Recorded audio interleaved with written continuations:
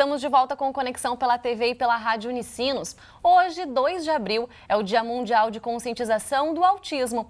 A data foi criada pela Organização das Nações Unidas para que as cerca de 70 milhões de pessoas com autismo no mundo possam ter uma vida com mais qualidade. E o acesso à educação faz parte disso. E para falar mais sobre esse assunto, nós recebemos aqui no estúdio Vivian Missaglia, professora do curso de especialização em educação inclusiva da Unicinos, e também com a gente a nutricionista Silvia Sperling Canabarro, que é mãe do Otávio, aluno autista da rede privada de ensino de Porto Alegre. Olá, sejam bem-vindas ao Conexão, tudo bem? Obrigada. Olá, sejam bem-vindas. Bom, a gente já mostrou ali que o nosso foco dessa conversa é falar do ensino, desse acesso, mas antes, Vivian, acho que é importante a gente explicar também o que é o autismo, né? Para quem ainda tem dúvidas sobre isso. O autismo é um transtorno global de desenvolvimento, que tem prejuízo em 3 áreas, né? A interação social, a comunicação, tanto verbal quanto não verbal, e o comportamento. Né? Esses sinais e sintomas se manifestam antes dos 3 anos de idade. Certo, e a gente sabe que cada criança tem o seu tempo de desenvolvimento, as suas especificidades. E o que a gente diria, então, para esses pais que têm o interesse de colocar o aluno numa escola regular, né? O que se pensa a respeito disso, professora? Na verdade, a gente começa lá numa dificuldade maior que temos hoje na realidade brasileira, que é a questão do diagnóstico. Né? Normalmente, essas crianças começam a frequentar a educação e vão ser identificadas, né, principalmente pelos professores, os cuidadores dessa criança, com algumas características, e depois elas vão ser encaminhadas. Então, assim, os maiores especialistas mesmo nessa questão de decidir qual o melhor ambiente para essa criança são os familiares, né, os pais, que depois vão verificar, enfim, quais são as melhores condições que essa criança tem de frequentar uma escola especial ou uma escola comum. Bom, e a Silvia já esteve conosco, né, em outra oportunidade falando sobre a decisão, então, de colocar o filho Otávio numa escola regular. Para quem não conhece ainda a sua história, né, que não teve a oportunidade de assistir, conta um pouquinho, então, como é que surgiu essa decisão, né? Sim. Bom, o Otávio, ele está desde o princípio, desde a educação infantil, né, 3 anos de idade, em escola regular, sempre com a estimulação paralela, então, com apoio de uma escola especial e com outras atividades de apoio. E o diagnóstico dele foi antes ainda dele ingressar na escola? 2 anos e meio, né? Quando nós soubemos o diagnóstico, já fomos atrás de uma escola regular. E algo que eu saliento sempre que eu posso falar ou escrever é dessa decisão ser pensada e retomada a cada ano. Então, não é algo engessado, né? Ele está numa escola regular, permanece ano a ano, mas isso pode mudar no futuro.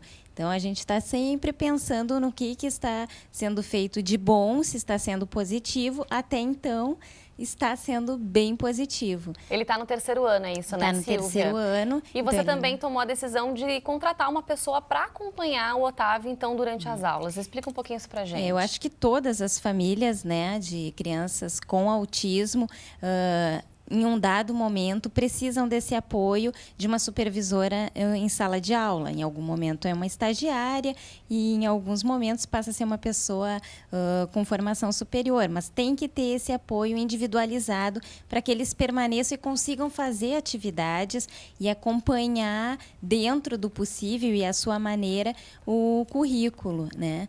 Então, o Otávio já está há 4 anos com a mesma pessoa. Então, isso é bem importante, é bom para a pessoa que já conhece os caminhos de aprendizagem dele e para ele é um tranquilizador. Eu acho que por isso que facilita essa permanência, porque quando há muita troca, eu vejo muitas famílias falando isso, que as pessoas não param, contratam estagiárias, ficam 3 meses, 4 meses, troca, então é ruim para a escola e para a criança é péssimo. Que tem essa identificação com essa pessoa, sem dúvida também, né, Silvia? E, professora Vivian, seria interessante, então, o ideal seria que as escolas elas oferecessem esse profissional, já que muitas famílias não têm condições de pagar, então, né, por isso? Com certeza, eu ia ressaltar isso, que a realidade do Otávio não é a realidade da maioria das crianças, né, com autismo, principalmente aquelas que frequentam a rede pública, né? É bastante difícil o próprio monitor, né, na sala de aula para acompanhar, seja qualquer criança com deficiência, mas é super importante, principalmente para as questões, né, da alimentação, da locomoção e da higiene dessas crianças. Certo, mas como é que esse pai e mãe, eles podem garantir, então, que essa criança, ela tem essa pessoa acompanhando? Quer dizer, ela vai em busca nas secretarias de educação, e isso existe uma lei para isso? Quer dizer, ele tem esse direito? Com certeza ele tem esse direito, né? A legislação garante isso.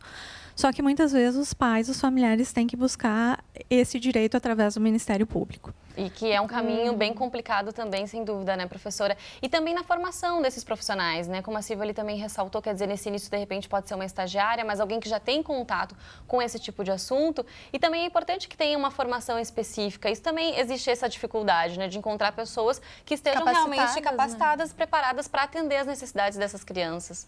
Exatamente, já essas pessoas especializadas não estão disponíveis na rede pública, né? Como no caso do Otávio, foi muito bacana, porque a estagiária, que era estudante de pedagogia, se formou atendendo ele, fez pós-graduação atendendo o Otávio, então ela se direcionou para a área de autismo por esse trabalho, por esse estágio. Então, às vezes se tem essa sorte, né, de até auxiliar a definição da profissão e o apaixonamento pela área através de um estágio, né? E, professora, como identificar, então, se esse ensino, essa aprendizagem, ela está sendo efetiva realmente para essa criança dentro da escola regular? Na verdade, as famílias, né, vão ter que avaliar os ganhos diariamente. A gente sabe que existem avanços, por mais sutis que sejam, né, mas as famílias têm que fazer essa parceria com a escola e verificar se a criança está tendo benefício, porque muitas vezes, que nem a gente estava conversando previamente, essa criança, o fato de estar matriculada, né, não garante que ela esteja participando das atividades, que ela esteja desenvolvendo aprendizagem. Né? Então, é bastante importante que a família monitore isso e tenha essa comunicação direta com a escola. Eu havia comentado com a professora antes que do ano passado para cá, o que mudou? Nós redimensionamos assim, o que nós queremos com o Otávio. Ele está na escola regular, mas o ano passado fazia um turno maior, das 8h20 até 11h30. E após o recreio, não rendia mais, né? Então, esse ano nós pensamos, vamos reduzir, ficar 2 horas em sala de aula diariamente, mas vamos priorizar. Ele aproveita aquele tempo, depois ele dispersa, ou aquilo já se torna incômodo, então vai para outra atividade, vai para a ginástica olímpica, vai para a natação, vai para fono. Então, otimizar os atendimentos. Então, um olhar atento da família para ver em qual momento a criança está e de que forma a escola regular vai entrar nessa agenda. E a questão também, perdão, Joyce, mas a questão também da relação com os colegas, porque eu vejo que isso também é muito importante para qualquer criança, né? Queria que você comentasse com a gente. E também é interessante da escola regular é justamente isso, né? Tem muitas pessoas que dizem que isso, o contato com outras pessoas ajuda nesse desenvolvimento, né, da pessoa que tem o autismo. Com certeza, o comportamento das crianças, né, típicas auxiliam na imitação, então, do autista. E o Otávio já está há 3 anos agora com a mesma turma. Na educação infantil, ficou se segurando 1 ano a mais, depois novamente 1 ano a mais no nível B. E agora se optou por ele seguir para ter esse vínculo com as crianças. E as crianças acabam respeitando, sabendo, né, que a sala de aula ali é diferente, a rotina, que às vezes ele vai sair, que às vezes ele vai estar incomodando um pouco com a cadeira, balançando, mas tudo é mais tolerável, então é muito benéfico. É um ganho para o Otávio, mas é um ganho para essas crianças também. E a gente aí está falando de inclusão, né, professora? Como é importante também a gente poder proporcionar esse contato. Com certeza, a convivência, né, faz toda a diferença. Vai diminuir o preconceito, o estigma, né, os mitos em relação, né, um dos grandes problemas que a gente enfrenta é o estigma que o autismo tem. Bom, professora, e a senhora então é membro do Comitê Científico do Instituto Autismo e Vida e também realiza pesquisas nessa área, né? Que tipos de avanços então você tem notado em relação ao autismo? Principalmente na área da neurociência, né, a gente tem descoberto o porquê que essas pessoas se comportam dessa forma, né, e isso está auxiliando principalmente os profissionais que lidam na área da educação, né, a compreender, porque muitas vezes as pessoas que não têm conhecimento sobre autismo, olhando de fora, acredito que essas pessoas não têm limites, não têm educação, e a gente consegue hoje, através de pesquisas, entender o porquê que essas pessoas têm tanta dificuldade na área da comunicação, na interação social e no próprio comportamento.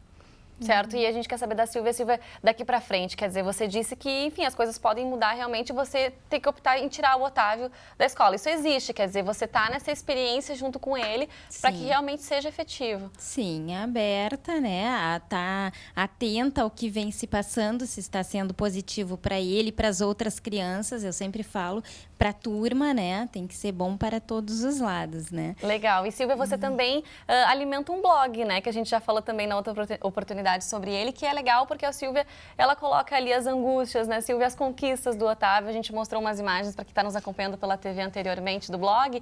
Queria que você também falasse desse trabalho, de como é importante também para os pais, né? Eu acho que é legal para vocês poderem trocar essas experiências, fazer esse intercâmbio de ideias mesmo, para garantir uma vida com mais qualidade para os filhos. Isso, eu sempre digo que o meu comprometimento, assim, não é com o blog, né, de estar sempre atualizando, mas o meu comprometimento é com o Otávio, e eu sou muito comprometida com meus sentimentos. Então, eu gosto de passar alguns meses, refletir sobre algumas situações, fazer um texto e alimentar esse blog para que as pessoas vejam um contínuo, o que vem acontecendo e possa auxiliar de alguma forma, né? Possam acreditar que essa evolução ela pode acontecer, porque os pais também não tenham medo disso, né? Exato. Não subestimem que isso Uma pode coisa que eu sempre digo, conquistado. as pessoas me perguntam muito, tu não tem medo da exposição? Tu está sempre expondo tanto a situação quanto o Otávio? E eu penso, o Otávio, com a sua doença, já faz eu me expor todos os dias, né? E muitas famílias optam por se recolher, não querer exposição, mas se eu tenho que me expor pela sua doença, nós vamos sair, vamos ao shopping, vamos ao restaurante, então eu vou trabalhar da melhor forma, vamos usar essa exposição que ele me fez, né, de uma forma que eu auxilie outras pessoas e me ajude também, porque isso retorna.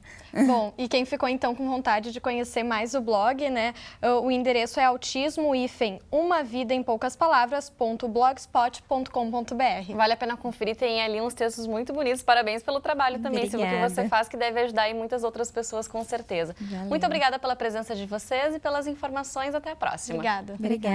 Bom dia. No próximo bloco, você confere mais uma reportagem da série especial sobre a Comissão Nacional da Verdade. E depois do intervalo, tem também as informações da previsão do tempo. A gente já volta.